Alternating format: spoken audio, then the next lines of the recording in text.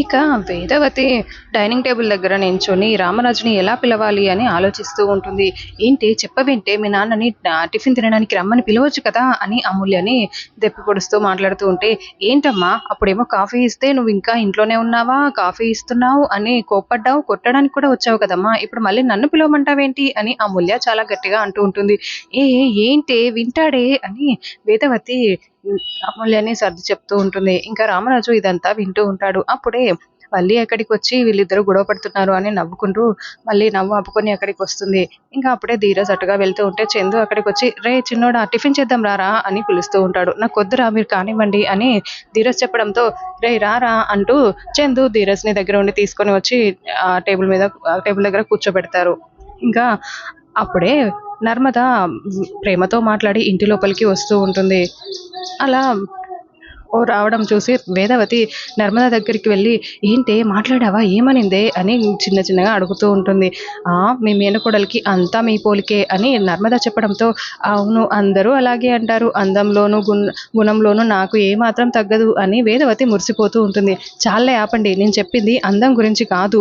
మీ మొండితనం గురించి" అని చెప్తూ ఉంటే, "ఏంటే అలా మాట్లాడుతున్నావు?" అని వేదవతి అంటూ ఉంటుంది. "మరీ లేదంటే నేను రానంటే రాను అని ఖరాఖండిగా చెప్పేసింది" అని నర్మద చెప్తూ ఉంటుంది. ఇదంతా వల్లి వీళ్ళేదో మాట్లాడుకుంటున్నారు. వీళ్ళని డిస్టర్బ్ చేయాలి అని, "అత్తయ్య గారండి వల్లి నర్మద చెల్లాయి రండి టిఫిన్ చేద్దురు గాని" అని పిలుస్తూ ఉంటుంది. ఇంకా వేదవతి వల్లిని చూసి, "ఇదొకతి నా ప్రాణానికి మేమిద్దరం మా అత్తయ్య, మామయ్య మాట్లాడుకోవట్లేదు.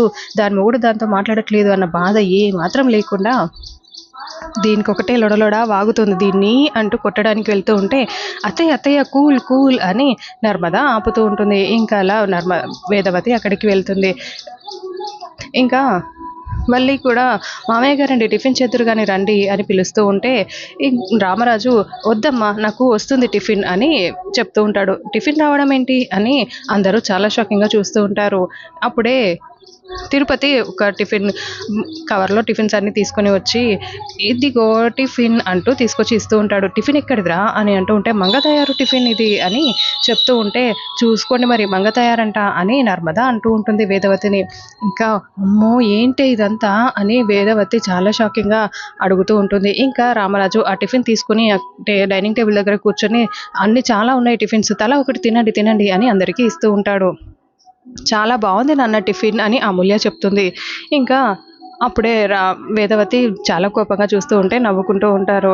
ఇంకా "ఈ మంగదయారెవర్రా?" అని తిరుపతిని దగ్గరికొచ్చి అడుగుతూ ఉంటే, "అక్క అక్క నువ్వు ఆ కాలంలో ఆయన్ని, ఈ కాలంలో ఈ రామరాజు బావని అనుమానించాల్సిన పని లేదక్కా. మంగతయారు టిఫిన్ అంటే మా ఫ్రెండ్ వాళ్ళ టిఫిన్ సెంటర్ వాడు. వాళ్ళ నానమ్మ పేరు మంగతయారు అయితే అదే పెట్టుకున్నాడు. అంతే అంతే" అని చెప్పడంతో, "అమ్మ బ్రతికించావురా" అంటూ వేదవతి మాట్లాడుతూ ఉంటుంది.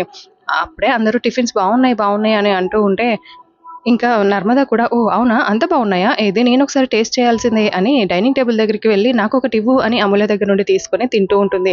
"అవునత్తయ్య చాలా బావుంది టిఫిన్. మీ టిఫిన్ తిని తిని బోర్ కొట్టింది. ఈ టిఫిన్ చాలా బావుంది" అని అంటూ ఉంటే వేదవతి కోపమొస్తూ ఉంటుంది. ఇంకా అందరూ అలా నవ్వుకుంటూ టిఫిన్ చేస్తూ ఉంటారు.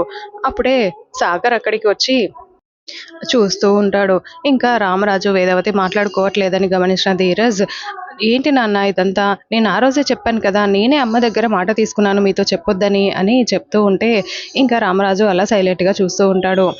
ఇంకా అప్పుడే ఆహ్, సాగర్ అక్కడికొచ్చి రామరాజుని తిడుతూ మాట్లాడుతూ ఉంటే, "మీరెవరు వాడిని మాట్లాడకండి. వాడికి తెలీదా?